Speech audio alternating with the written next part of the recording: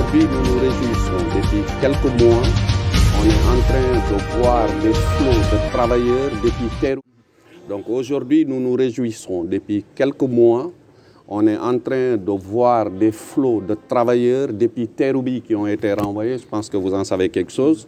Et depuis cette date, on est en train de recevoir des syndicats, de mettre des syndicats en place. COUD est l'exemple. Je pense que tout cela aujourd'hui nous montre que les syndicats maires qui sont dans les entreprises, c'est ça que je veux dire, les syndicats qui sont dans les entreprises ne jouent pas leur rôle, puisque leur rôle, c'est de protéger leurs compatriotes travailleurs. C'est ça qui est logique. Maintenant, si on voit l'émiettement, la pluralité des syndicats, c'est puisque ça ne va pas quelque part. Ceux qui doivent jouer le rôle ne le jouent pas. Les grandes organisations syndicales aujourd'hui supposées les superpuissants, avec une rémunération de l'État, avec des subventions, ne jouent pas le rôle, puisque les travailleurs sont fatigués, les travailleurs sont violentés psychologiquement, les travailleurs sont bousculés dans leur lieu de travail, puisque dépendants d'une personne qui s'en fout de tout et il n'est pas contrôlé par l'État. Nous, la CNTS/FC, nous disons, il faut arrêter cette manière de faire le syndicalisme. Et notre philosophie et l'orientation de la CNTS/FC aujourd'hui dirigée par Mme Bahaou nous a donné ses fruits.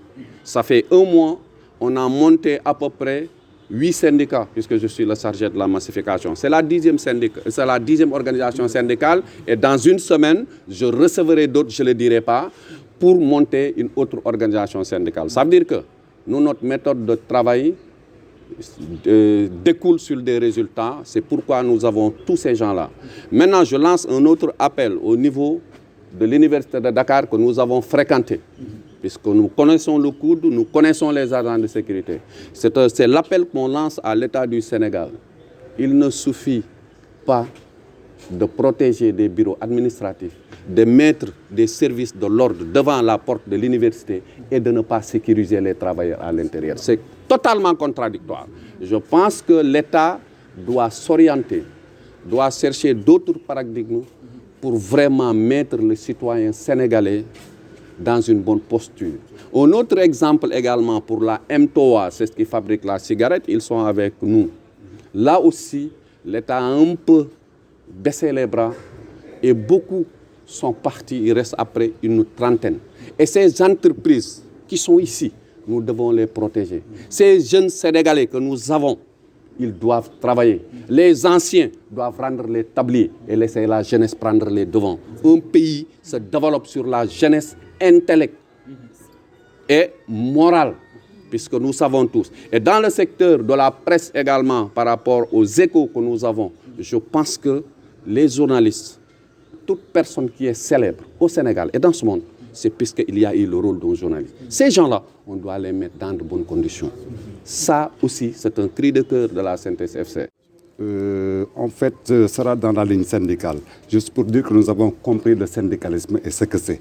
Et dans son sens le plus partagé, conscient de l'importance de la doctrine syndicale et en épousant le syndicalisme au sens radical du terme, c'est-à-dire le plus proche possible de la doctrine et soucieux des travailleurs, loin d'être des machines dépourvues de toute âme.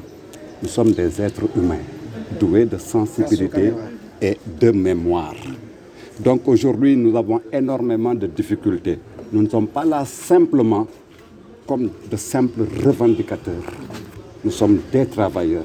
Nous sommes conscients du travail.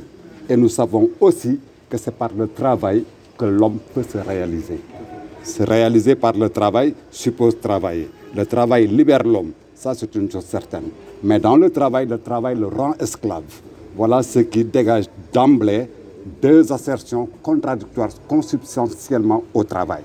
D'une part, nous voulons améliorer les conditions dans le travail pour une meilleure productivité. Et d'autre part, une rentabilité sur nos propres personnes. Parce que nous travaillons, c'est pour un but derrière. On a pas mal de choses à faire.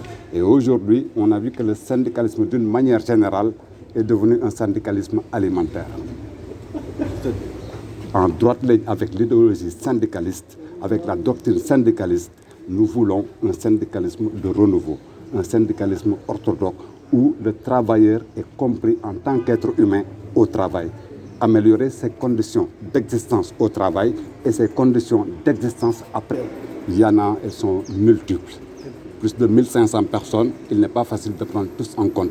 Mais avec une bonne gestion, avec des intellectuels à la hauteur, je pense que ils sont formés pour ça. Il y a des problèmes de bus. Ça, c'est le problème. On dit qu'on est 1500, on a 9 bus. Voilà un premier problème. Il y a des problèmes dans le cadre même du travail. Vous savez, c'est une organisation, si vous voulez, sociale. Nous travaillons avec près de 50 000 étudiants, des fois 70, voire 100 000 étudiants. Ils sont nombreux et ce n'est pas évident. On veut une bonne gestion administrative, une bonne gestion du personnel et un encadrement meilleur des étudiants pour ne pas souffrir davantage de leurs méfaits. Ce n'est pas qu'ils sont mauvais, mais gérer 100 000 personnes, ce n'est pas une chose aisée. Donc, on exige ou nous demandons plus d'attention, plus de réflexion et plus de prise en compte des travailleurs par rapport aux étudiants, des travailleurs par rapport à leurs conditions de travail et des travailleurs par rapport à leur rémunération. Voilà essentiellement ce qu'on peut dégager d'un